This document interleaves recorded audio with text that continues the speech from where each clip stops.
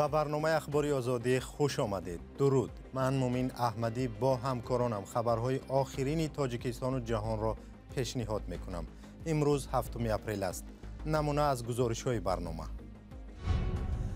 در روز جهانی حفظ سلامتی 10 نفر برای تشخیص رایگان به بیمارخانه استقلال شهر دوشنبه آمدند.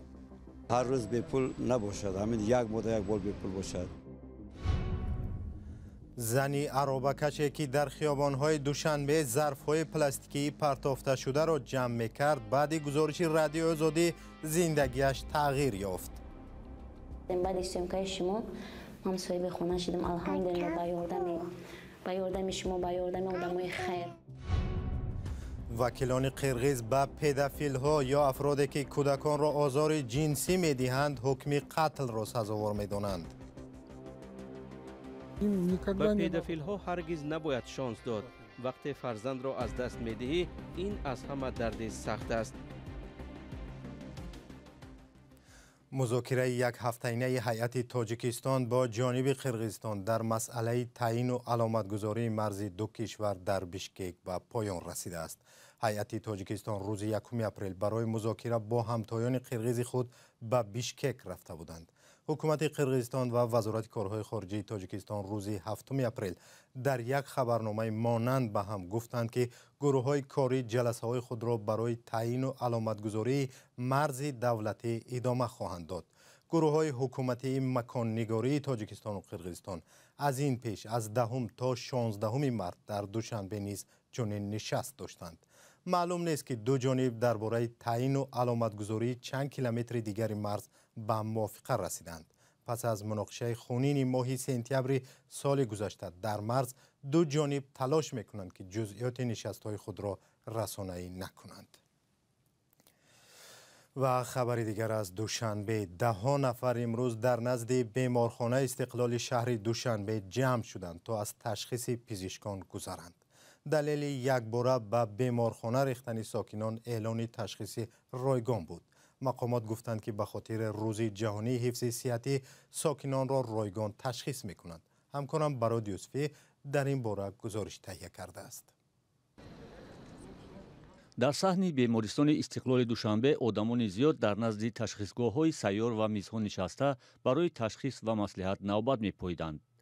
وزارت تندرستی تاجیکستان در روز جهانی صحتی اقدام تشخیص رایگان برگزار کرده بود و نوبت‌پایی مردم هم به همین ربط داشت. در اینجا تمام سرمتخصصان صحوی اشتراک دارند و مردم با اون نفرانی که مراجعت کرده استودند خدمت طبی رایگان رسونده استودند. برخی نفران از این فرصت استفاده کرده از چند تشخیص می‌گذاشتند. اومدم آنالیز ویچ، هپاتیت اس، هپاتیت ب، روسیگا از تشخیص چشم گذاشتم به حد خوب. من تشخیصایی که گذاشتم کمش ده 250 300 سومون قریب از خود میشد، برای که وزیر من نتونستم که یگان درون مثلا در این یگان اپاراتوی چیشون کمتر پرابلم داشته نتونستم. ساکنان با استقبال از اقدام روز تشخیص رایگان میگویند اگر چنین معرکه ها بیشتر برگزار شود کمک خوبی به مردم خواهد شد. زیرا اکثر مردم نیازمند امکان پرداخت تشخیص های طبی گران ارزش را ندارند. قیمت است برای مثل آدمای کم بزاعت بسیارن قیمت است. بعضی ها برای هم دکتر نمیرن چون که ندارن مبلغ. دکتر خوب باشد ارزون، لیکن دکتری اگر تجربه نداشته باشه به ما این نمیشه. هر روز به پول نباشد، همین یک مدت یک بار به پول باشد. در چند سال اخیر سرمایه‌گذاری بخش تندرستی در تاجیکستان برابر حدود 2% تولیدات ناخالص ملی در کشور است که به گفته صاحب نظران خیلی کم میباشد. طبق آمار رسمی سال 2022 به بخش تندرستی همگی 2.2 میلیارد سومانی از بودجه کشور اختصاص یافته است که برای تامین کامل فعالیت این ساحه ناچیز دانسته می شود. و این دلیل در بیش از 30 سال بعد از کسب استقلالیت بخش تندرستی تاجیکستان با کمبود پزشکان و پرستاران روبرو است.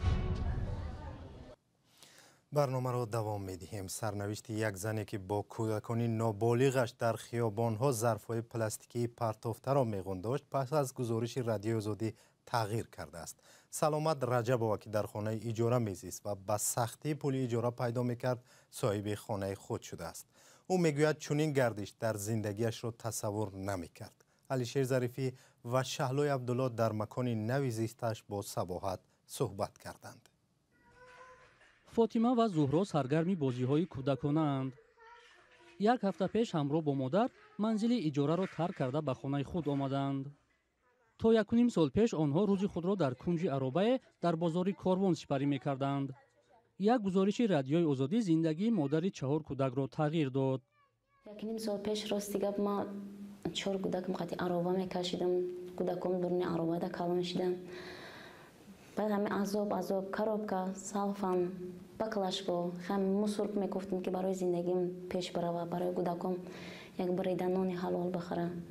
بعد میراست که یک زن گفت که رادیو آزادی، برای رادیو آزادی گفت تا کمک میکنم، گفت حتما ترا کمک میکنم، گفت ترا ناامید نمیکنم. خیلی اومدن سیمکا کردیم. بعد سیمکای شما من صاحب خونه شدم. الحمدلله با یاردم شما، با یاردم آدمای خیر. زندگی سخت باعثی از تحصیل دور ماندن سنت الله پسر این زن شده بود. حالا از پای آموزش است. بچه‌م نصیب کردگی باشه مکتب رفته است. شکرانه خدا الحمدلله مکتب میروه. مکتب 45 دا میخونه. صنف 3 میروه. باید 4 بروه صنف 3 میروه. ای بی فاطمه، بی زهرا، بی مریم یارا صادق دا تغریشون کردم. نصیب کردگی باشه روز دوشنبه صادق میروند. اگه با یارا صادق دا تغری کردم با ایقافای کار باری خودم، ایقافای زندگی خودم. کی جا دا کار میکنم ولی نامعلوم، جای کارم انیق نیست. سلامتی 36 ساله میگوید وقتی عروبه کشی میکرد تنها و معلوماتی اطرافیان او را اذیت میداد و حالا مناسبت نسبتش تغییر یافته است. صاحب خونه شدم با مامیلوشون دیگه خیر شد. قطعا دیگه خیر رفتار میکردن. پیشتر نمیفوریدکشون که پیششون بیام قطعشون گپ زنم، قطعشون سلام کنم، نمیفوریدک. حاضر با مامیلوشون خوب شدگم که حرمت میکنن. حاضر گفت دیگه پاک ای خونه من باور هیچ نمیرسه و پروسته که آدم پاس میزنن. بعضی کاربران شبکه‌های اجتماعی بحث می‌کردند که چرا با وجود بد بودن وضع زندگی این زن فرزندی زیاد به دنیا آورده است. سلامت این را امری تقدیر می‌داند. از سوی دیگر شوهرش نیز می‌خواسته است پسر به دنیا بیاورد. شوهر او به گفته‌اش برای دختر تولد کردن او را رها کرده است. در پی نشر گزارش رادیوی آزادی شخصان خیرخواه در اول به او لباس و خوراک دادند و سپس مهاجران کاری تاجیک در روسیه برای خریدن خانه مبلغ جمع کردند. در تاجیکستان شخصان به مانند سلامت رجبова که زندگی مشکلی را پس سر میکنند کم نیستند. آنها میگویند یاری دولت کافی نیست. حالا سلامت میخواهد فرزندانش آموزش گیرند و آنها را با مهنت حلال بزرگ نماید.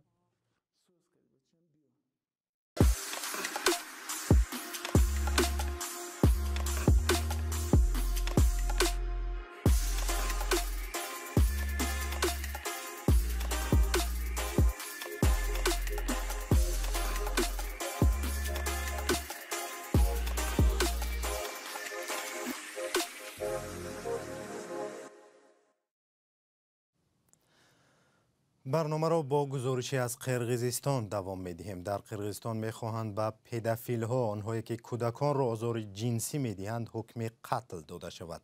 اکثر وکیلان قرقیز از طرح چنین جزا به پدافیل‌ها را پشتیبانی و آن را به پرزیدنت کشور پیشنهاد کردند.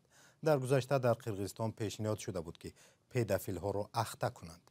جزئیات بیشتر این موضوع را همکارم شهلای گلخواجه تقدیم می‌کند. احتمال حکم قتل را دیگر باره به کودکس جنایی قرقیزستان برگردانند. فعلا طبق قانون اساسی این کشور حکم اعدام منع است. وکیلان پارلمان پیشنهاد دارند که توسط رایپرسی عمومی حکم قتل را به قانون علاوه کنند. بیشتر وکیلان از تشبث دستگیری نمودند. یکی از آنها اسلامبek ملیف است.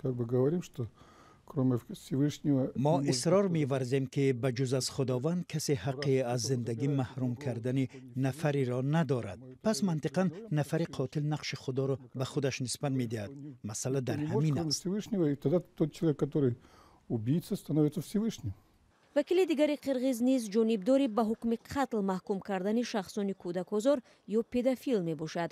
به پدافیل‌ها هرگز نباید شانس داد.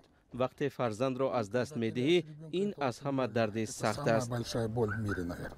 در همین حال مخالفان برقرار کردن حکم قتل دلیل‌های خود را پیش می‌آورند.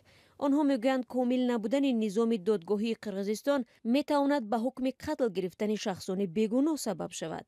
چند پیش در ولایت جلال آباد یک نفر را با اتهام کودک آزاری غیر قانونی پشت پنجره انداختند. وی بعد رهایی از زندان توانست بیگناهیش را ثابت سازد، زیرا وی معیوب بود و نمیتوانست کسی را تجاوز کند. اما در صورت رایج بودن حکم قتل وی کیها در آن دنیا می بود و امکان سفید کردن خود را نمی داشت. وکیل میدر علیف هم میتواند ده حالت را از تاریخ و تجربه دولت‌های دیگر نقل کند که چگونه خطای تفتیشات و دادرس‌ها باعث به حکم قتل گرفتن شخصان بیگناه شده است. سال 1996 سازمان ملل متحد تحقیقات منصفانه گذرانید. آنها میزان جنایتکاری را در میان کشورها و ایالت‌هایی که در آنجا حکم قتل عمل می‌کند و هم در دولت‌هایی که استفاده نمی‌شود مقایسه نمودند. متاسفانه فرق زیاد نبود. یعنی جنایتکاران را وجود حکم قتل از کردارشون باز نمی‌دارد. حکم اعدام یا قتل در قرغیزستان عملاً تا سال 2007 در روی کاغذ وجود داشت. دادرس‌ها چنین حکم را صادر می‌کردند اما اجرا نمی‌شد. پرزیدنت هر سال مراتوری را دراز می‌کرد تا آن دمی که 16 سال پیش جزای قتل به سال‌های طولانی زندان و یا حکم ابد عوض گردید. گزارشی که حالا دیدید چه خیلی بود؟ معقول شد یا نشد؟ می‌خواهید که اولین شده گزارش‌های ما را بینید؟ پس این تگمه را پخش کنید و آبونه شوید. شما اولین بیننده خواهید شد. باغ راکی در کلاب در آن نمونه‌های از آثار و خیابان‌های تاریخی کشورهای اروپایی گذاشته شده بود رو به خرابی آورده است. این باغ با حضور امامعلی رحمان پرزیدنت کشور باز شده بود. این مکان را مقامات یک جای تفریحی و مکان برای آشنایی با مکان‌های تاریخی کشورهای اروپایی می‌دانستند. محمود جان رحمتزاده به تماشای این باغ رفته است. باغی به نام میر سعید علی حمدانی در شهر کلاب. آن را پرزیدنت امامعلی رحمان سال 2019 باز کرد.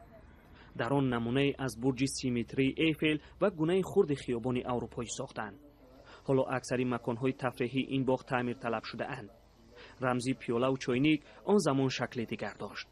حالا آن خراب و تعمیر طلب شده است.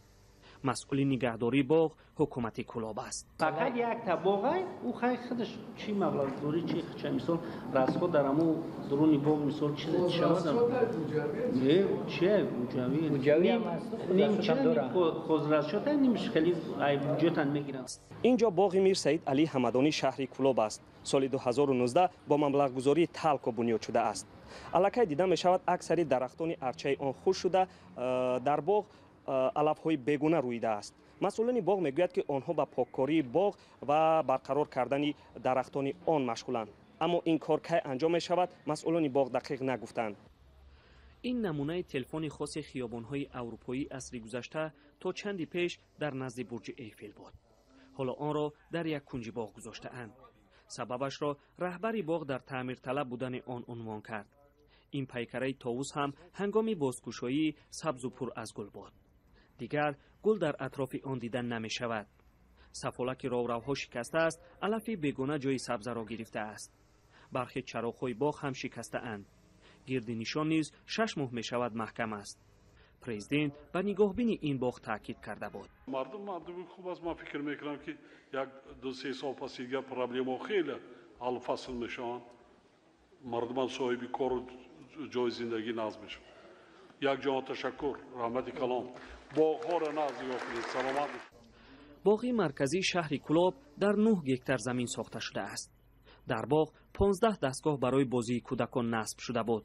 برخی از آنها الکی از کار مانده است. رهبریت باغ میگویند با بیشتر شدن مشتریان در فصل گرما آنها را دوباره تعمیر میکنند. محمود جان رحمتزاده، آزادی، شهر کلاب. با پایان برنامه هم رسیدیم. خبرهای نو را هر ساعت در صفحه های رادیو آزادی در فیسبوک و تلگرام، ادناکلاسنیک و اینستاگرام و تیک تاک و یوتیوب پیدا کنید. با وبسایت cwazadi.org سر زنید. تا برنامه های دیگر خوش باشید. خدا نگهدار.